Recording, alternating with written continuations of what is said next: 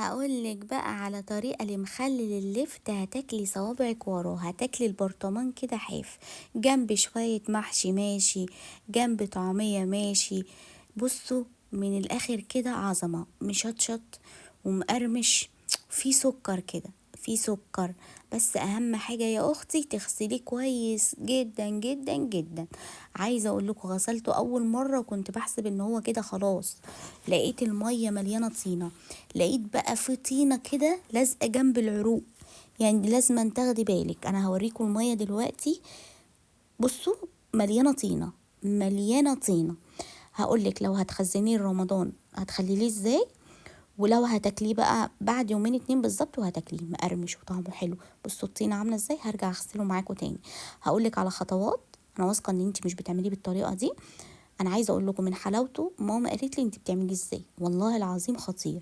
شويه لفت، حوار. انا مش هحطه سليم، هقطعه كده زي بتاع المحلات. بس بصي يا ست الكل، والله العظيم في حته تانية. وانا بحب البنجر فيه يا جماعه، انا من عشاق البنجر في اللفت. بحب اللون البينك الوردي دوت يبقى فيه. بصراحه هقولك على تركات معينه واعمليها. اول حاجه جبت القطاعه دي اللي هي بتاعت الجزر والخضروات عامه، بتدي الشكل اللي انتوا شايفينه ده زي المطاعم. تمام. بدأت أقطع العروق بتاعته. العروق على فكرة ممكن الناس ما تكونش عارفة دي بتتاكل وبتبقى جميلة جدا. ولو عايزة تحطي فلفل، حطي فلفل عادي زي ما هو كده، ما ولا تخرميه ولا أي حاجة، ارمي كام قرن فلفل. بس أنا بصراحة ما بحبش الفلفل مع اللفت. تمام. صلي على الرسول بقى وحطي لي لايك، وتعالي أقولك هنعمله ازاي. أول حاجة غسلناه كويس جدا جدا جدا. تاني خطوة، قبل كمان التقطيع لازم تكوني حاطة مصفى. يعني اللفت بتحطيه في مصفى وتحتها طبق، وهقول لك ليه. علشان الخطوه دي اول خطوه مهمه جدا جدا في تخليل اللفت. صليتي على الرسول؟ اللهم صل وسلم وبارك عليك يا حبيبي يا رسول الله. انا عايزه اقول لكم من زي الليمون والزيتون، المخلل ده عندنا اساسي. نعمل مكرونه ومثلا وبانيه، شويه محشي كرنب كده، اي اكله، فلافل الصبح وطعميه سخنه، بطاطس محمره. طبق اللفت ده في مصر عندنا بصوا اساسي. يمكن بيجي الشتاء اكتر يبقى مخلل اللفت ده من الحاجات الجميلة جدا جدا، واعتقد ان هو موجود في كل الدول العربية يعني. بص، بعد ما قطعت الكمية بغلفه بقى بايه، بكل مصفى فيها لفت بحط عليها معلقتين ملح كبار، وبقلبهم كده كلهم في بعض. تمام. بسيبهم بقى بعد الخطوة دي حوالي ساعة ونص، ومش اقل من كده. تمام. ليه بقى؟ هو ده السر. اول ما قمت من النوم غليت ميه في الكاتل وبتسيبيها تبرد بقى، بس اهم حاجه ان هي تغلي.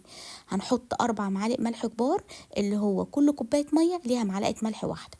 حطيت معلقتين خل كبار ومعلقه واحده سكر. خل مع السكر بيديكي قرمشه وبيطول الماده الحافظه لللفت. بالعكس، يعني انتوا فاكرين ان ممكن الخل يهريه او كده، بالعكس السكر بيحافظ عليه وبيديله قرمشه وطعم خطير.